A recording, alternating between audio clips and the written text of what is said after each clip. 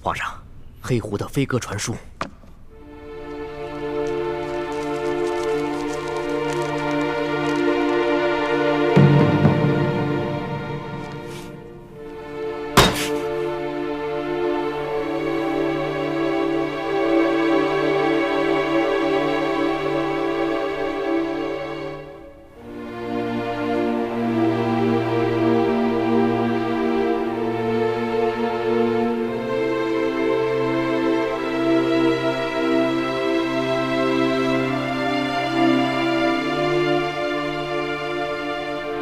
传死额图。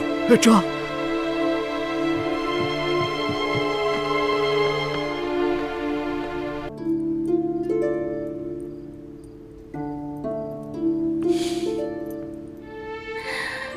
我们家欢儿好美。好了，我们可以出发了，可千万别让新郎等太久。樊姐姐，等你出嫁的那一天，到时候我也为你梳妆吧。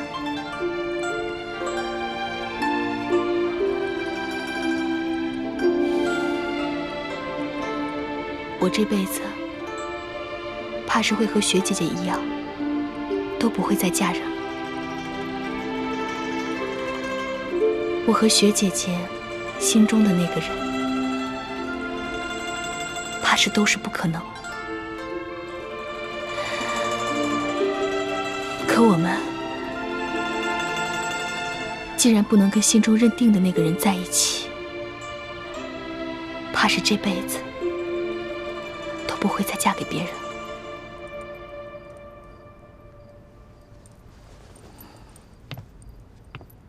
樊姐姐，姻缘二字是这世上最难说的了。我们会遇到有情无缘的人，可有些人却是命中注定。我跟你其实是一样的。 在我心里的那个人，我跟他注定是不可能，所以，我们是有情无缘。可我跟朱哥哥呢，就是命中注定。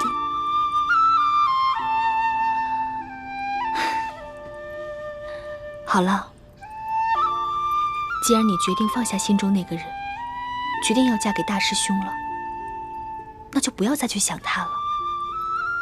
不然的话，不仅会伤了大师兄，还会伤了大家的心，更会伤了你自己的心。准备好了吗？哎呀，欢儿，你这身打扮可真漂亮。倩影，你要准备好了，就快把新娘子带过去，赶紧拜堂成亲，新郎都等急了。哎呀，知道了，娘，我们马上就好。快点啊，快点，欢儿。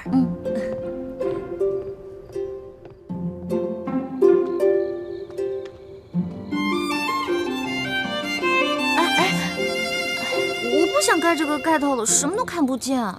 哪有新娘子不盖盖头的呀？乖。等一下。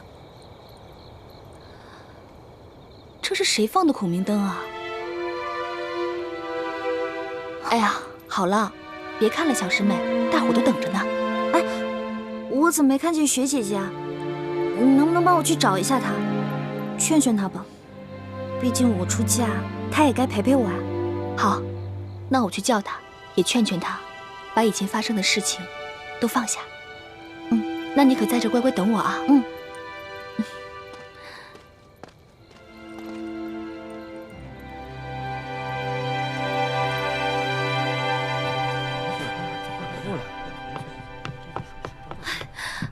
不好了，徐姐姐不见了！啊，不见了！哎，小师妹呢？新娘子也不见了。叶欢不是跟你在一起吗？我刚刚给她打扮完，在扶她来拜堂的路上，小师妹突然想起学姐姐不见了，让我去找学姐姐。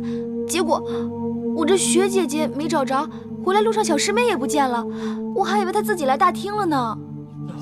这可怎么办？这可怎么成亲啊？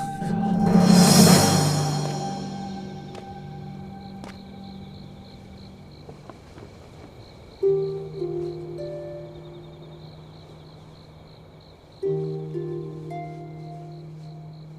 大师兄，刚刚小师妹就是在这儿等我的，怎么一眨眼就不见了？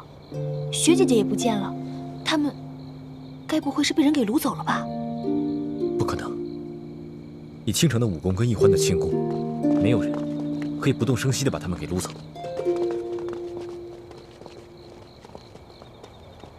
大家都四处找遍了，也没有找到薛倾城和易欢，真是奇怪，他们能去哪儿了呢？倾城这孩子有些心事，咱们是看着他长大的，心里自然都明白。他大概是没有勇气看到太子和易欢成亲，所以便不辞而别了。可是欢儿又去哪儿了呢？他不会又逃婚了吧？可是这次是他自己回来的，他还说已经想明白了，忘记康熙一心一意对太子。我觉得这次欢儿是下定决心要回来跟太子成亲的，只怕是临时又动摇了，又没法面对太子和我等师长，所以便不辞而别。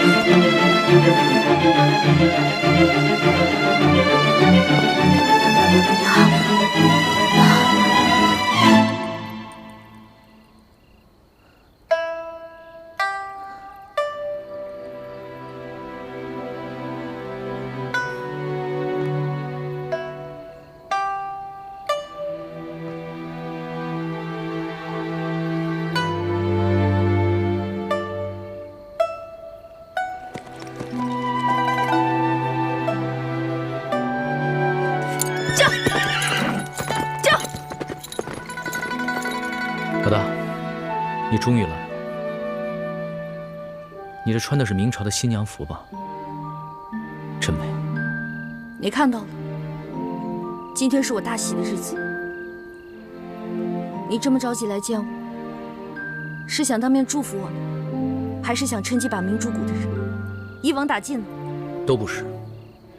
小弟是毒瘾发作，想和老大赌2把。我还要回去拜堂呢，没时间跟你赌。赌的不是骰子，赌的是心。第1把，朕放一盏孔明灯，赌你能不能看见。若是你没有看见，或者是你看见了不来，那朕就输了。幸好你看见了，而且你孤身来见朕，就说明朕赢了。不，你输了。我孤身来并不是想见你，而是想告诉你，我要嫁人了。如果你还念着一点我们之前的旧情的话，就请你别打扰我今天的洞房花烛之夜，也别派你的兵来追杀我们。朕若是要派兵追杀你们的话，就不会用这样的方式跟你见面。朕不相信你会嫁给朱慈轩，朕也接受不了你嫁给朱慈轩。朕第2把赌的就是等你见到朕之后，你是否愿意跟朕走。那我现在就告诉你，你输了。未必吧。朕不相信你心里没有朕，就像朕忘不了你一样。一得到你要成亲的消息，朕就六神无主了。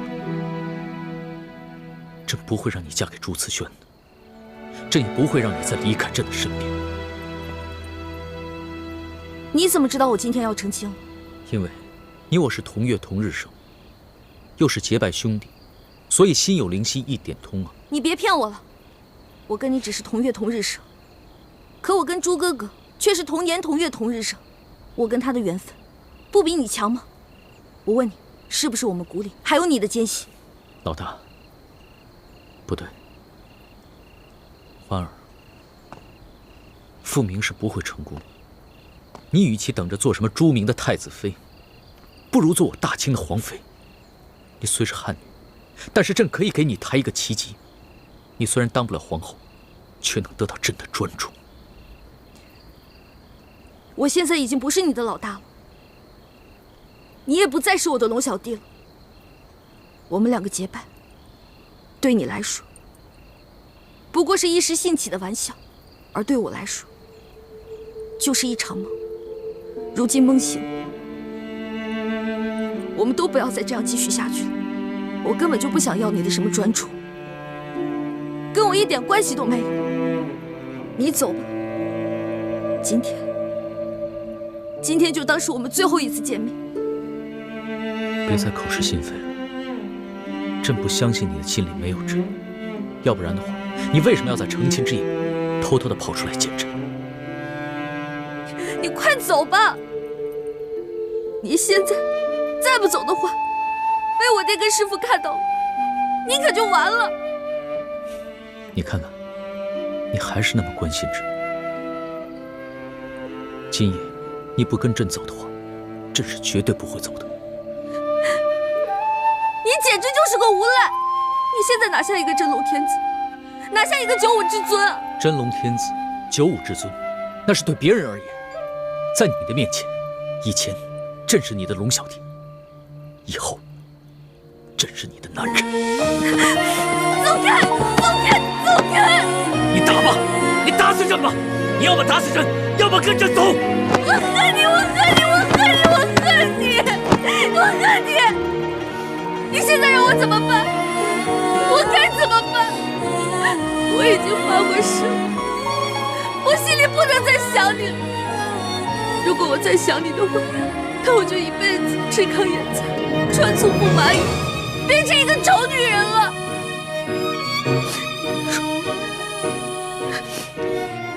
既然你已经发了这么多的誓了，那唯一的解毒办法，就只有以毒攻毒。你放开我！你放开我！放开！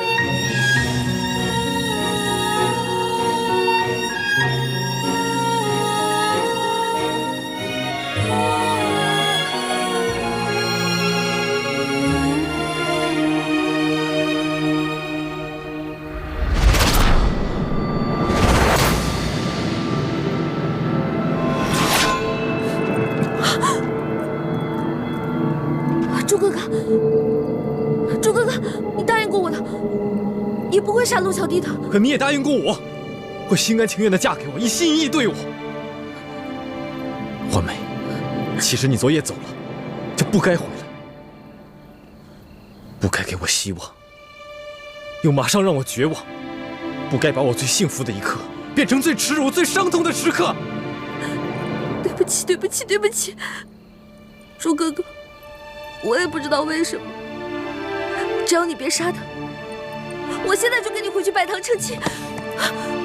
她不能回去跟你拜堂成亲，她要是嫁给你的话，那就是对朕无情，对你不忠，更是对她自己不仁。玄烨，你不要为难一个女孩子，你有种来，可否有种跟我决斗？论武功，朕远非你的对手，但你我的身份又不是江湖的寻常莽夫，怎可以武定输赢？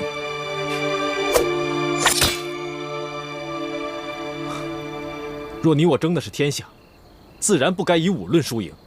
但现在，我们争的是一个女人，则你我的身份，不过是世间一寻常男子。爱新觉罗玄烨，拔剑吧！我就站在这里不动，只用一双肉掌与你交手。你若能逼得我双脚动一下，就算你胜，我和易欢的婚事取消，你带他离开。你若是败了，我也放你一次，让你离开。我带易欢回去继续我们的婚礼。是男人，就接受这次挑战，否则滚回你的紫禁城，做你的八面威风的皇帝。但是，你再也没有资格以寻常男人的身份来跟我抢易欢。好，那朕就接受你的挑战，与你决斗。你疯了吗？你肯定打不过朱哥哥的，你快走啊！自8岁起，朕就只能是一个皇帝。但是朕现在想任性一回，做一回世俗男子，去真真正正的跟朱慈轩来一个决斗。若是输了，朕也绝不后悔。朱哥哥，三师傅说你这几天都不能与别人交手的。康熙都应战了，难道我还怯战不成？魂梅，这是我们2个男人之间的决斗，跟你没有关系。朱哥哥，玄烨，动手吧。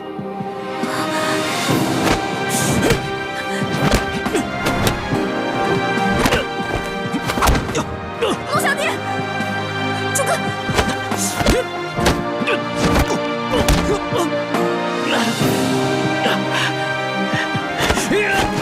龙小弟，龙小弟，别打了，别打了！你们2个别打了！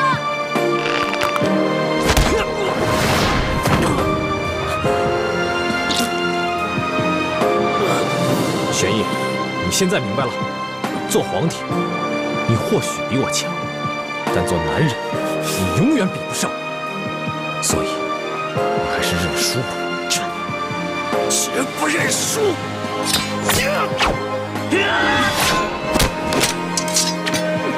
朱哥哥，朱哥哥，你千万别杀了龙小弟！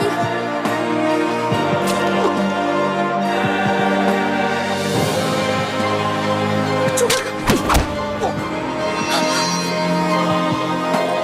龙小弟，千万不要杀害我的朱哥哥！朱慈轩认输吧。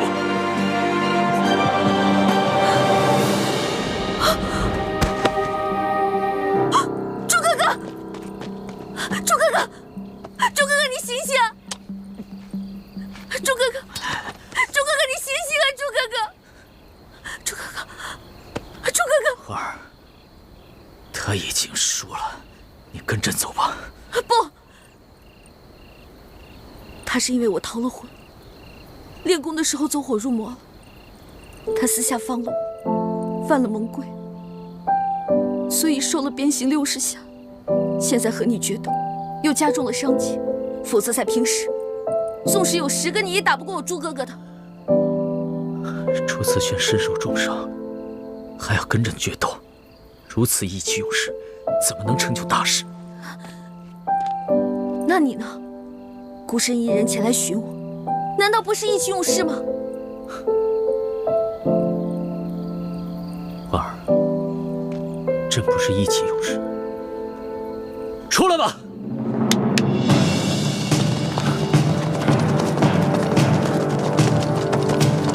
皇上，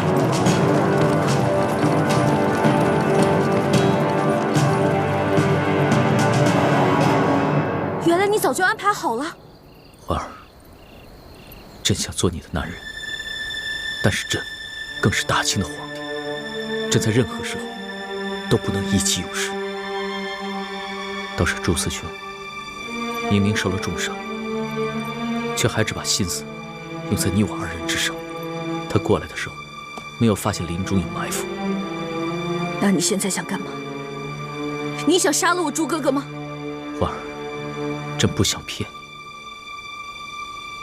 你和朱慈轩，朕必须带走一个。如果你今天不跟朕走的话，那朕会将朱慈轩带回去打入天牢。有太皇太后在，朕无法保他不死。但你若是跟朕回去了，那朕可以将他留下。是去是留，你自己决定吧。你这根本不是在跟我赌，你这是在逼我！这就是在逼你！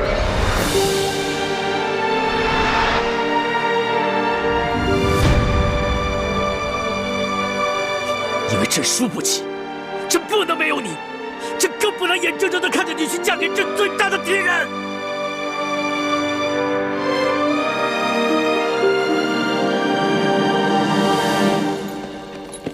玉。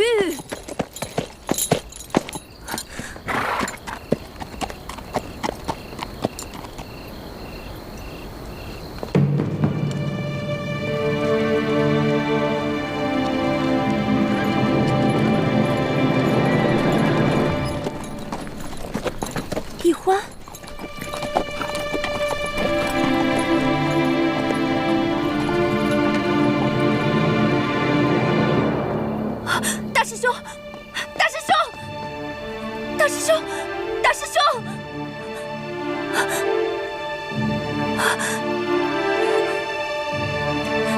我还是先把你送回去。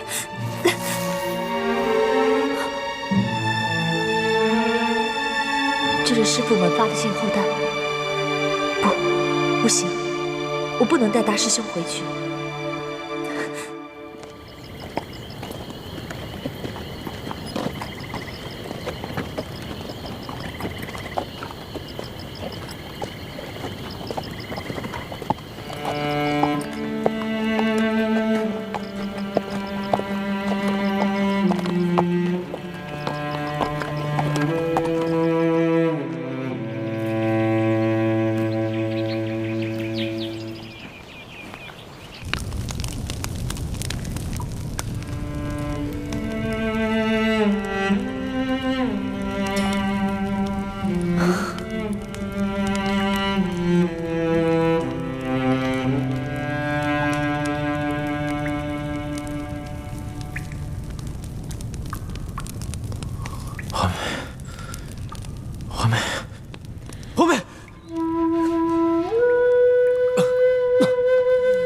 大师兄，你醒了！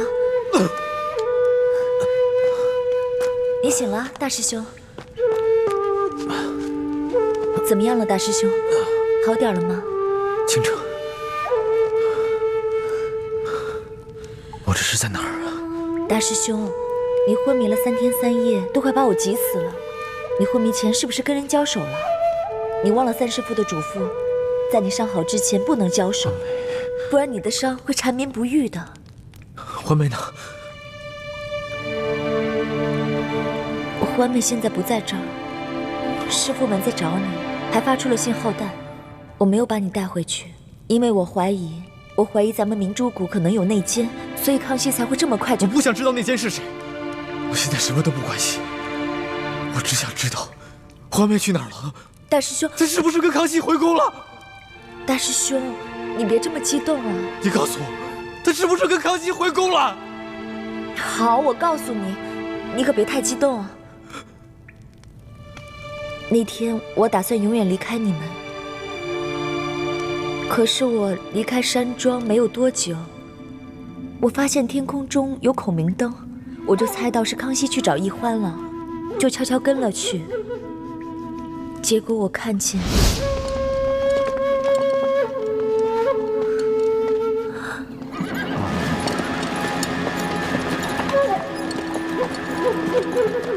奕欢。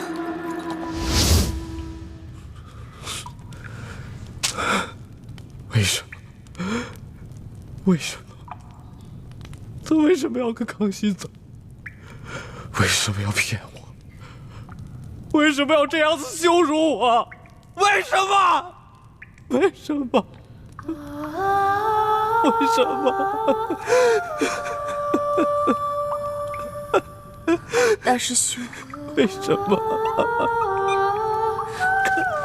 大师兄，为什么？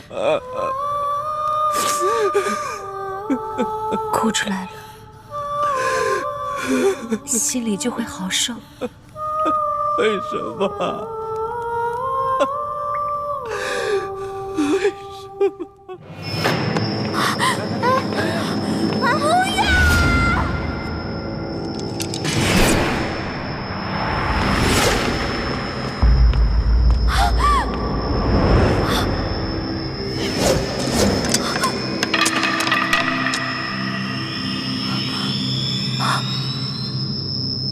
龙小弟，你不是答应过我吗？你永远不会杀他们的，你不能出尔反尔啊！不是朕要杀他们，是你们的奸细把他们出卖给太皇太后，是太皇太后执意要杀他们，朕也是迫不得已。行刑！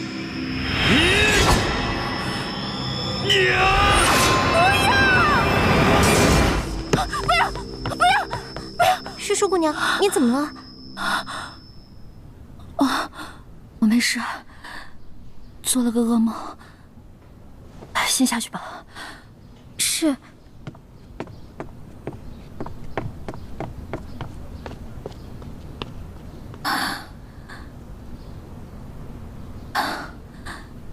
朱哥哥，你怎么样了？你现在是不是很恨我？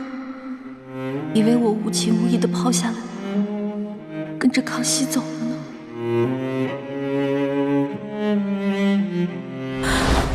你和朱自轩，朕必须带走一个。如果今天你不跟我走的话，那朕会将朱自轩带回去打入天牢。只要太皇太后在，朕无法保他不死。但若是你跟朕回去了，那就可以将他留下。是去是留，你自己决定吧。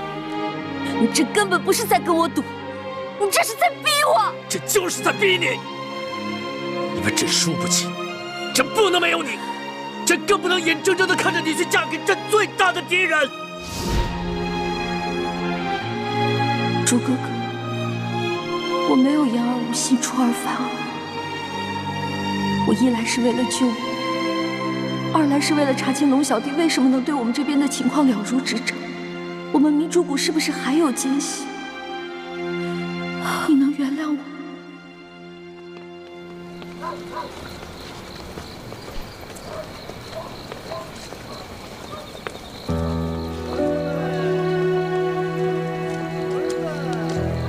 哎呀，这穿什么东西？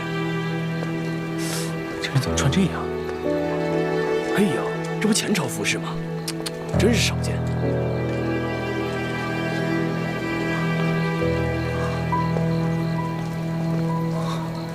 哎呀，你看看他穿的什么衣服呀？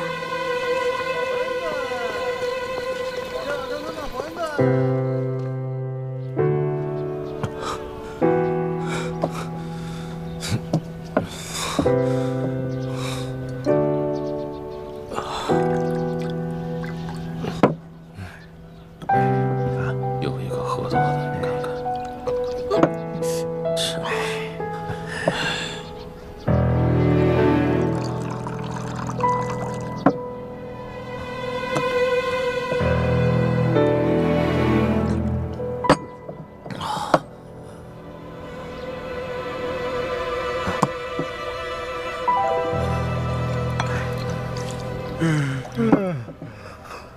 行，拿酒来。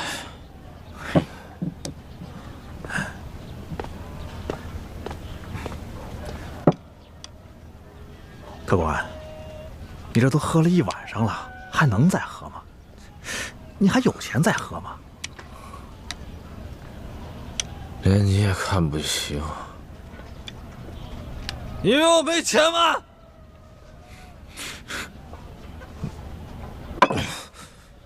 够了吧？够了，够了，够了，客官，只要您觉得小店的酒好，您随便喝啊。倒下去。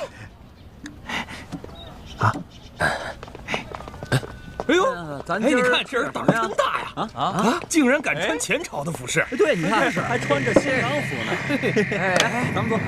哎，来，你们说，这人会不会是乱打啊？哎，要真是乱打，岂敢穿着前朝服饰公然上酒楼来招摇？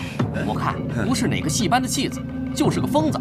对，得了。哎，我看他可不像是疯子。你看他那副伤心欲绝的样子啊！你说他既然穿了新郎的服饰，他不去洞房花烛夜，跑来这酒楼干什么呀？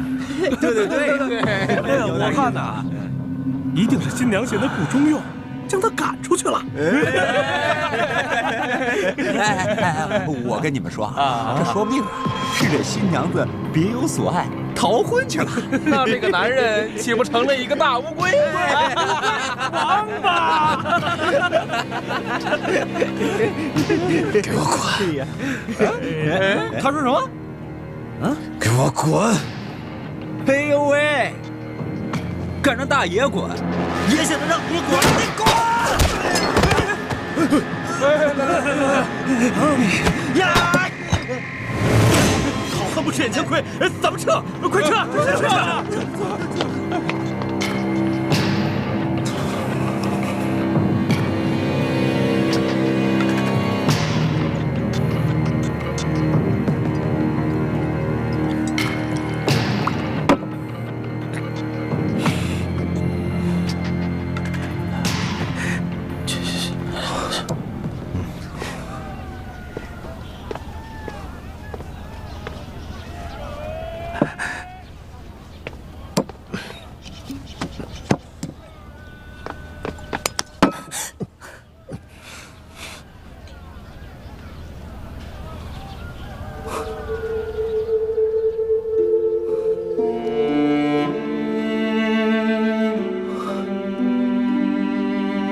是你呀！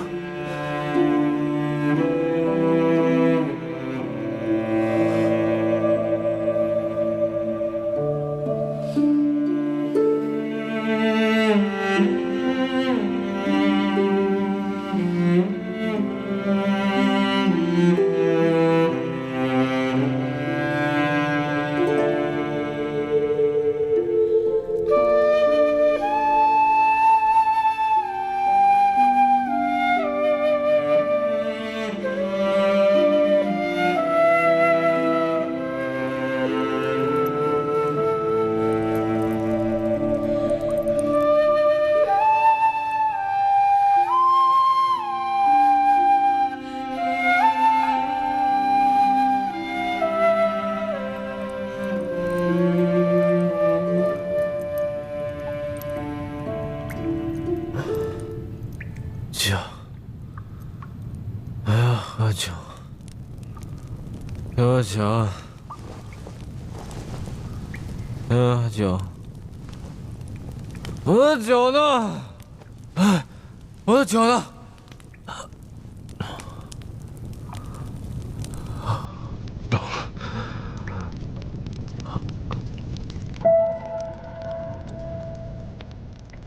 惠美。你回来了。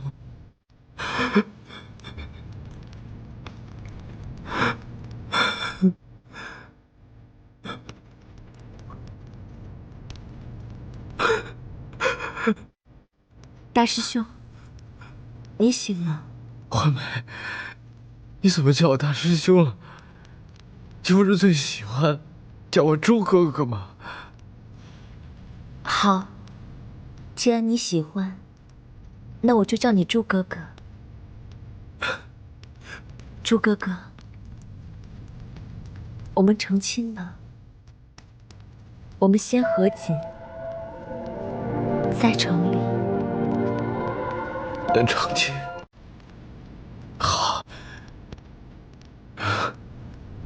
可是师傅们不在啊。成亲是我们2个人的事，师傅们在不在，不要紧的。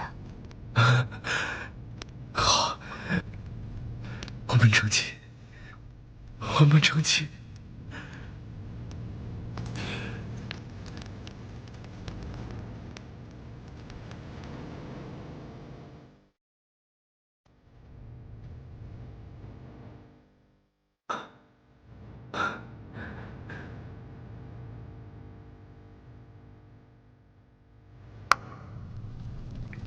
终于等到这一天了，我真的好开心，好欢喜啊！猪哥哥，我也是。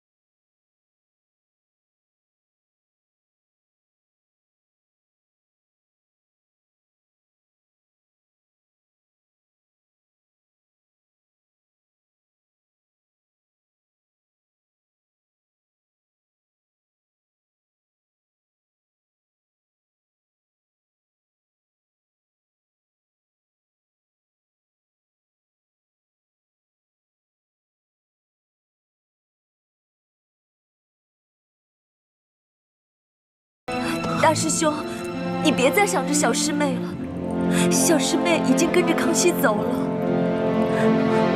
她的心里眼里只有康熙皇帝，没有你，你怎么那么糊涂啊？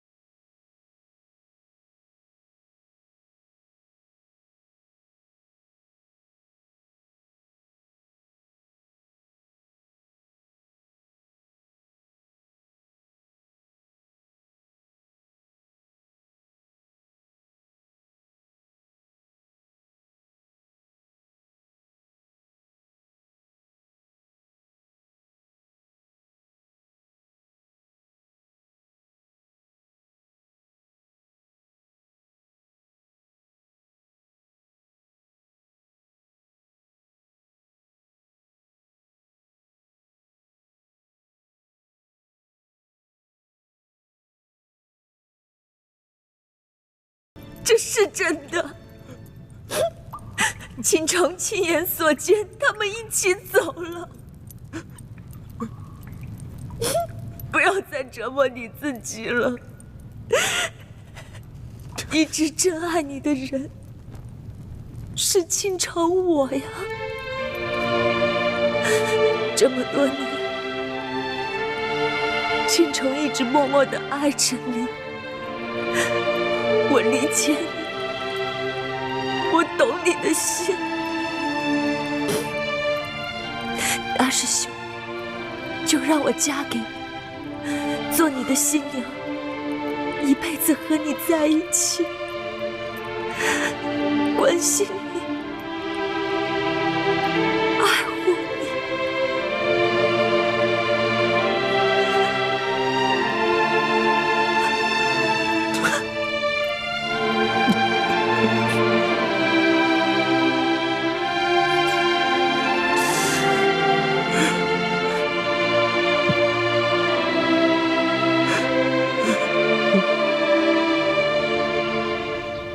皇上本来跟哀家说的好好的，只是为了收服人心，才暂时呢放了朱自全等人。怎么就斗起来了呢？这若不是朱自全此前先受了重伤，那皇上岂不是危险了吗？太皇太后都不用担心，皇上应该不会有什么危险的。奴才已经做了周密的安排，一发现有什么情况不对，他们会立马冲出来保护皇上的。你还有脸说呀？啊，如此大事你都不来向哀家禀报啊？你还不加以劝阻啊？就这么由着？皇上任性啊！太皇太后，您真是委屈奴才了。这皇上为了怕奴才走漏风声，一直都不让我离开他的视线。再说了，皇上的脾气您是了解的，那哪是奴才能劝得住的呀？皇上啊，他原来可不是这个样子，都是这个李欢呐，把他蛊惑成这个样子。现在最可虑的是，皇上居然把这个李易欢又接回宫了，这可如何是好啊？你呀，亏你还是六宫之主呢，你居然如此无用啊你！皇祖母，妾身也劝过皇上，可皇上每次听了以后抬脚就走，也不管妾身这面子上是过得去还是过不去。从此以后，也再也不来这坤宁宫了。妾身到哪里再去劝皇上？罢了，刚才哀家是把话说重了，这也怨不得你。皇上啊，他亲政以后，大权在握呀，但是在这个事上还得靠哀家亲自去把关呢。刘嬷嬷，奴才在。带上几个人，去把这个曾经的笔墨侍书给我叫到慈宁宫来。这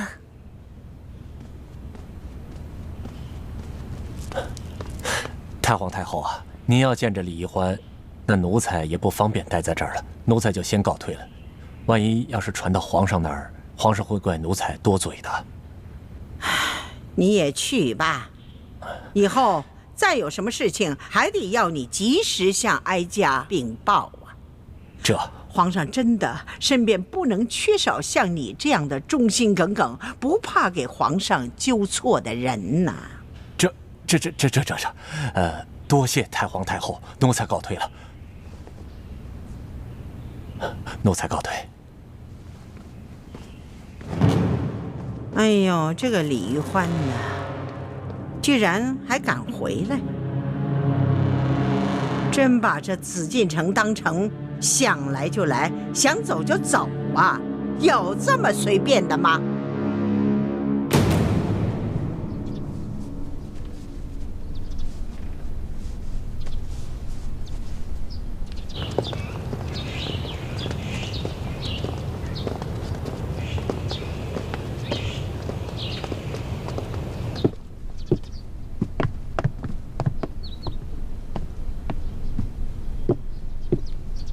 是淑姑娘，太皇太后懿旨，宣您去慈宁宫问话。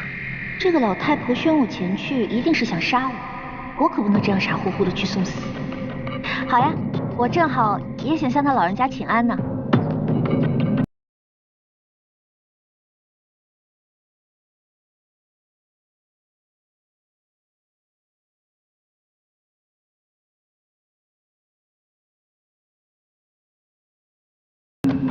是淑姑娘，你没事吧？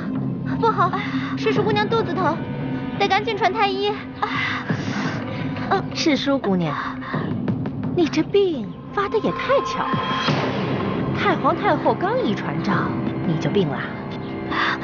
刘嬷嬷，我也不知道怎么着，我这突然就肚子特别疼。你呀，就别在我面前耍这些小把戏了。你可别忘了，你刚进宫的时候，不知使了多少花样，想要糊弄我呀！哼，怎么着？今天故伎重演，我可是不会再上你的当。你们两个听好了，今天他就是真的病了，抬也给我抬到慈宁宫去。这大胆！奴婢给皇上请安，皇上吉祥。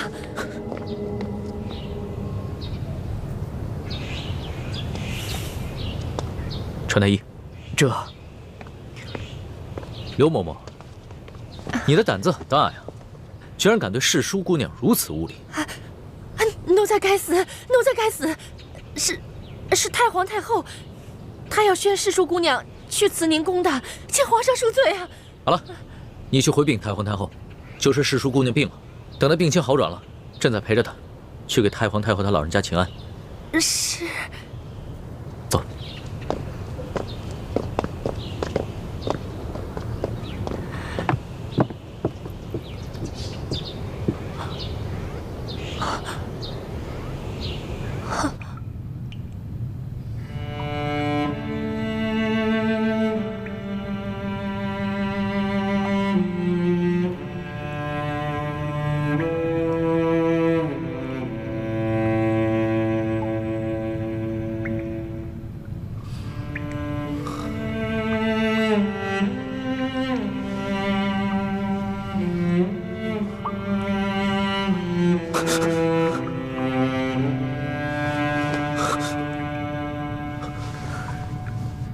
相公，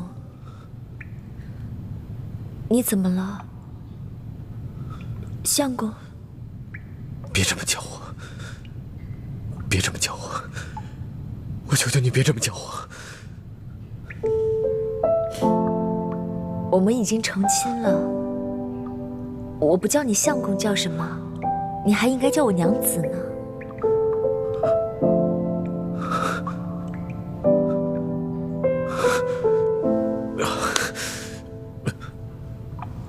我的头好痛，头好痛。昨天晚上就是一场梦，昨天晚上就是一个梦，对不对？不对，昨晚不是梦，昨晚都是真的。我们行过礼，入过洞房，我们现在已经是夫妻了呀。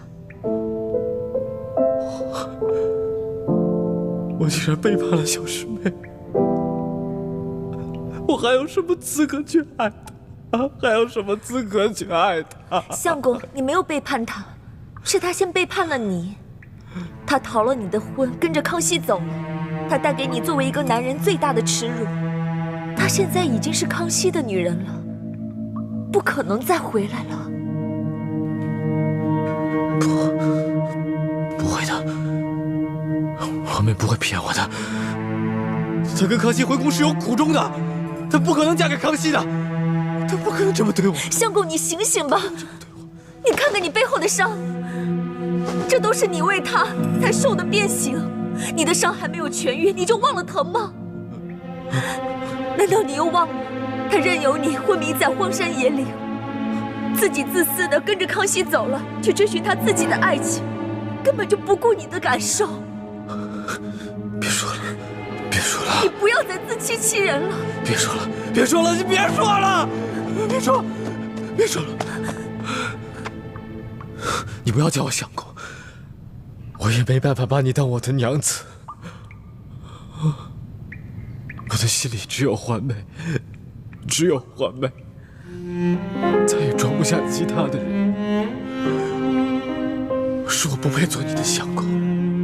你还是放不下的，就算他那么对你，你还是放不下的。是，不管他对我做什么，我都放不下他。我放不下他，我放不下他。既然你放不下他，那你为什么要接受我？为什么要跟我入洞房？你为什么要给了我希望，又让我这么绝望？你说。对不起，清澈，我真的放不下他。我对你来说，就是一具空壳，就是一个行尸走肉。你跟我在一起不会幸福的，而且我不能将错就错，否则环妹只能去跟着康熙了，我会害了她一辈子。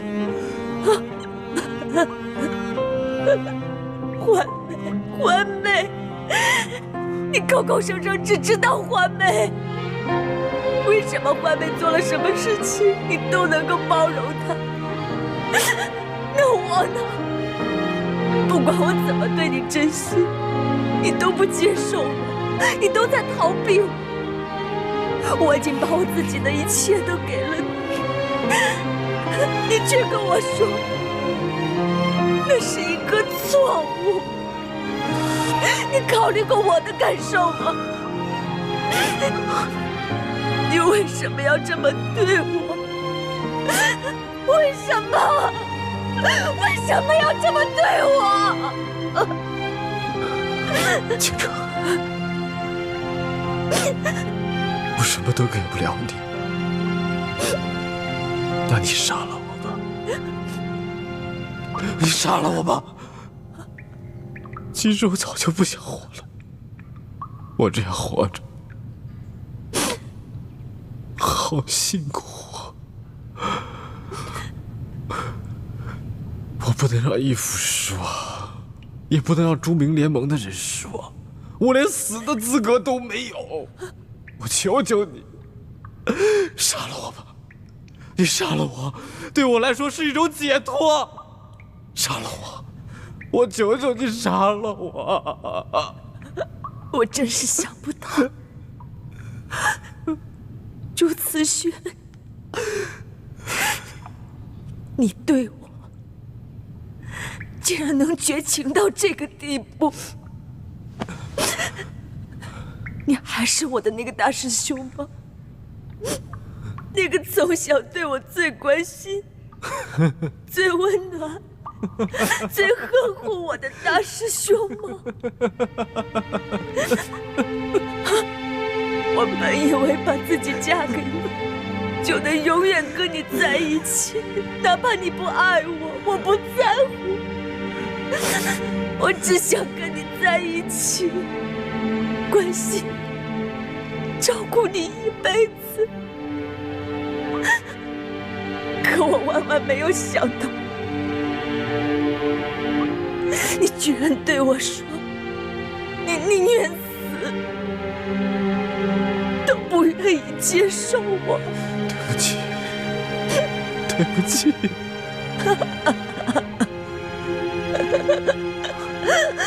倾城，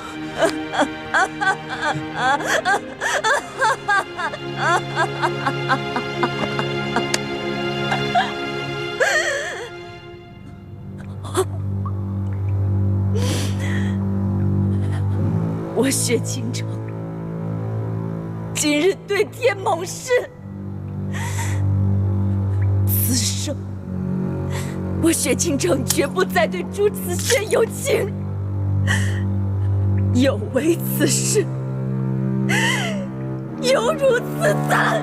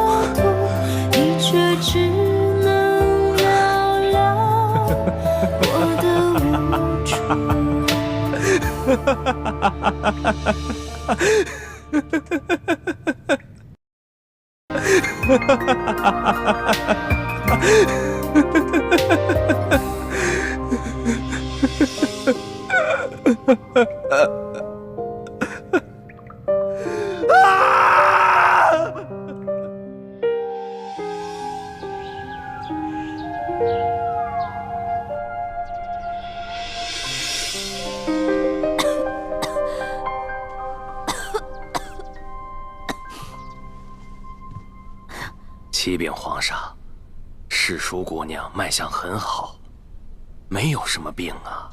胡说！世淑姑娘明明很难受，怎么会没病呢？她的身体要是出了问题，你担得起吗？那臣先开几副调养身子的药吧。这就对了嘛。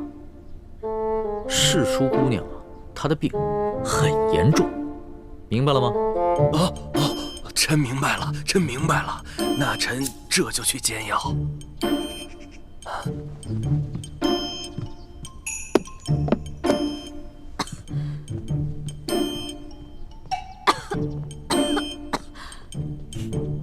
别装了，都走远了。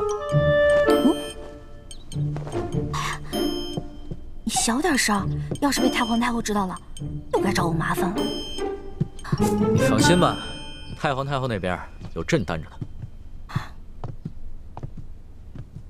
虽然这么说，可是我还是有点害怕，还是有点担心。你是在担心明珠国的那些人吧？我昨天晚上做了一个梦，我梦见你抓走了我的猪哥哥，还抓走了我爹跟我师傅们，最后你还要砍他们的头。你这个呀，就是日有所思，夜有所梦。当然，如果你爹和你的师傅们一意孤行，坚持要光复大明的话，那最后这样的结局是在所难免的。因为到了那个时候，就算朕想放了他们，满朝的文武和太皇太后也不会放过他们。我明白，我以前一直认为皇上是天下最大的官，可以为所欲为。可是在我进宫大半年以后，我才发现，原来身为皇上，也有太多的身不由己。龙小弟，我这次答应你回宫，不仅仅是为了救朱哥哥的性命，我还想开诚布公的跟你好好谈一次。你想谈什么？说实话，从小到大，我爹跟师傅们都教导我，要光复大明。我们明珠谷的孩子都以光复大明为一生中最大的责任。可是我始终不明白，我们为什么一定要光复大明呢？我爹跟师傅们总是说，朱明王朝才是正统。我们大明是如何如何的好，你们大清是如何如何的不好。可是自打我进宫到现在的大半年时间，我看着你这个皇上，心里不仅仅有你们大清，还有全天下的老百姓，所以这让我很矛盾。龙小弟，你跟我说实话，如果我真的说服了我爹跟师傅们放弃光复大明，你真的可以既往不咎吗？那当然，这是朕为什么连续2次放了朱思轩的原因。他和你爹，还有你的师傅们，都是前明各行各业中的顶尖人才。他们要是肯放弃对抗朝廷，辅佐朕，平定三藩，收复台湾，那才是真正的造福百姓。否则的话，就是年年内战，天下大乱，天下的老百姓就更苦了。你不会骗我吧？你之前跟我说要惩处贪官，肃清吏治，可是你最后还是放了阿碧琪、隆德多那些坏蛋，我还能再相信你吗？朕之前是说过，要杀阿碧琪、隆德多那些贪官，但是你得给朕时间呢。你给朕3年时间，朕一定会把他们清除干净的。如果你还不相信我的话，那我们击掌为誓。如果朕没有做到，你就取了朕这条性命，朕绝无怨言。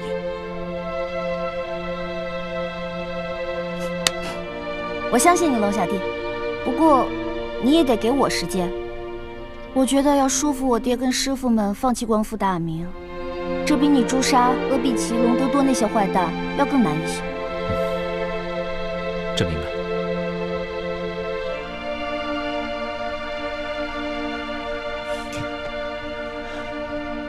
花儿，这化解朝廷与明珠谷之间的矛盾，就全在你和朕2人了。所以，无论如何，咱们2人一定要互相信任，互相扶持，永不相疑，永不相害。好，我们要互相信任，互相扶持，永不相疑，永不相害。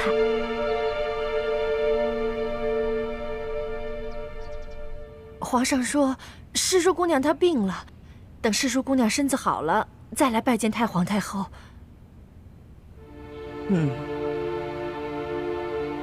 下去吧。那奴才告退。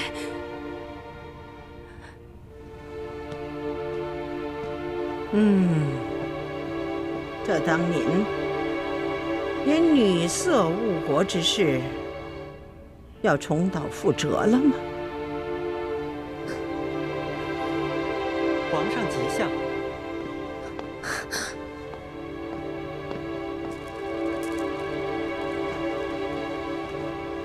皇上吉祥。皇祖母吉祥，孙儿给您请安。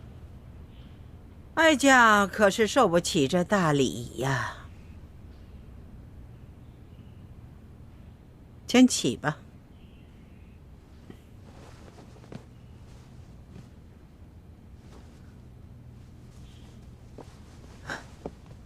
皇祖母，您先别生气。孙儿知道您心里不痛快，所以特意赶过来，给您请安，顺便说几句心里话。你都把人接进宫里来了，连哀家都不能碰，你还有什么话好说？皇祖母，您知道孙儿为什么要把奕欢给请回来，而奕欢为何又肯随朕回来吗？告诉你吧，这李奕欢随你回来，他是为了自己的未婚夫朱思轩，而不是为了你。你呀，想想你皇爷爷和皇阿玛的结果，你都不该如此糊涂。爱新觉罗的子孙不该如此荒唐啊，不该如此为所欲为呀！皇祖母，切勿伤心。孙儿不是皇阿玛，也不是皇爷爷。孙儿心里虽然爱着奕欢，但是孙儿不肯忘了自己是爱新觉罗的子孙，是大清的皇帝。孙儿绝不会放下身上的重担，为所欲为的。那你为何要接他进宫啊？皇祖母，孙儿想要劝降李定国等人归降大清，若是能兵不血刃就瓦解反清联盟，那岂不是为国为民的大幸事？而这奕欢就是最好的突破口。只有通过奕欢，朕才能了解到李定国等人最真实的想法。朱明王朝有什么好？他们为什么要反清？也只有通过奕欢，朕才能让李定国等人知道朕最真实的想法。朕是一个怎样的皇帝，要打造一个怎样的太平盛世。哎呀，皇上，你太一厢情愿了。你要知道，这个李定国是前明残党余孽、顽固不化的头目啊，怎么可能轻易被你感化呢？再说这李奕欢，他分明是跟你假心假意，目的是要得到你的信任。皇祖母，奕欢绝非你所想的那样。奕欢他单纯善良，没有什么野心。他心里所关心的，不是这个天下到底是姓朱还是姓爱新觉罗，他心里面所关心的是这天下百姓的疾苦。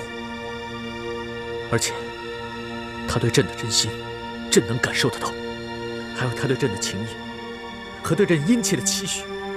他这次随朕回来，不仅仅是为了救朱慈轩，而是为了和朕联手，劝降李定国等人，化解朱明联盟对大清的仇视。皇祖母，请您相信孙儿，也相信奕欢，再给我们一些时间吧。哎呀，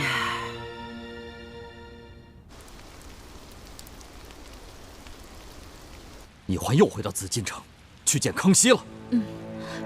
这是吴三桂在宫中的内线传来的消息，错不了。那太子跟雪清城呢？他们也落到康熙手中了吗？内线说，只有奕欢回到了永乐斋，没有雪姐姐和大师兄的消息。这就怪了。太子和雪清城会去哪里呢？如果说倾城为情所困，悄悄走了，那还说得过去。可是太子不该就这样悄无声息的没有消息，他有什么行动，一定会向我们先行报告的。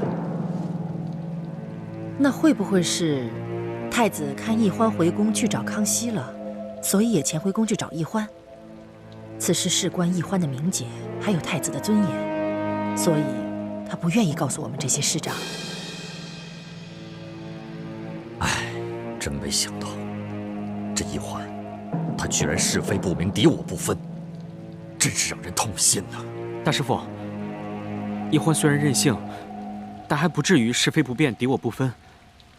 我想她不想嫁给大师兄，只是因为她心里还放不下康熙，不能一下子把和大师兄的兄妹之情转变为男女之情。还有，你说，她真要是糊涂到抛下我们这些亲友，主动回宫找康熙，那我还真不信。也许，她是有什么自己的原因呢？还能有什么原因？她本来在山庄好好的，突然间人就不见了，一定是回到紫禁城去找康熙了。他这么做，怎么对得起他死去的娘亲？怎么对得起我们这些师长？怎么对得起他自己的身份？晋王，奕欢从山庄回去皇宫，而太子至今下落不明，这些事情都很蹊跷。难道我们山庄内部也有倾听的奸细？啊？什么？除了唐一手，还有奸细？樊兄所言甚是，我们离京之后，就住在这香山泉水山庄，可是康熙却似乎对我们的行动了如指掌，这说明泉水山庄也出了奸细，而且现在我们的行踪已经暴露，在我们没有查到奸细是谁之前，恐怕清军就会杀到，所以现在当务之急，我们还是先离开这山庄，找一处只有我们几个人知道的安全地方，再行躲避。没错，现在这里已经不安全了。事不宜迟，我们赶快撤吧。龙小弟，怎么样？太皇太后有没有为难你？为难倒是没有，只不过他老人家这一生命运极为坎坷，虽经历过不少大风大浪，但没想到今日为朕几度落泪，朕的心里很是难过。我能明白你的心情，其实我也一样。我不怕爹跟师傅们骂我，我只怕他们难过。我爹是个铁骨铮铮的汉子，从来都是只流血不流泪的，但这次为了我，气红了眼睛，甚至要拔剑自刎。我心里特别的内疚。朕知道，要不是你爹以死相逼的话，你是不会答应和朱思轩成亲的。这你也知道。虽然你们出了紫禁城，但是你们的行踪，朕了如指掌。龙小弟，你在我们那儿是不是埋伏了奸细？焕儿，这些事情，朕不能告诉你，朕也不想用一番谎话来欺骗你，你就不要再问朕了。你只需要知道，朕是真心想以仁德治天下，不欲大动干戈、大行杀戮。要不然的话，朕也不会冒险去见你，而是直接派兵把明珠谷给剿了。谢谢你，龙小弟。如果你真的把我爹跟师傅们全杀了，我就不知道该怎么办了。所以，哪怕是为了你，我也要再给明珠谷一个机会。我这次回去劝服我爹跟师傅们归顺大清，因为只有这样，他们才能真正的化解与你与朝廷的仇恨，我们才能真正的相守在一起。可是我心里好怕呀。怕什么？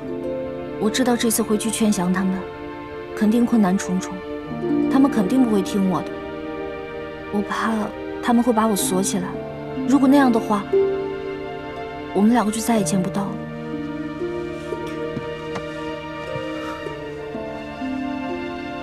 朕的心里也是很怕，怕再也见不到你。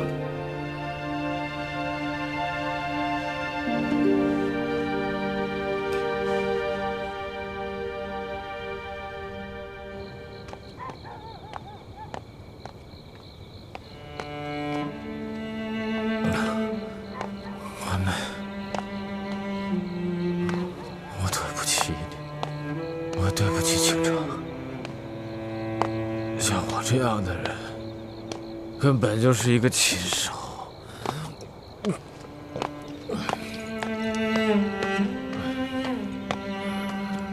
不值得任何人爱，也没有资格爱任何人。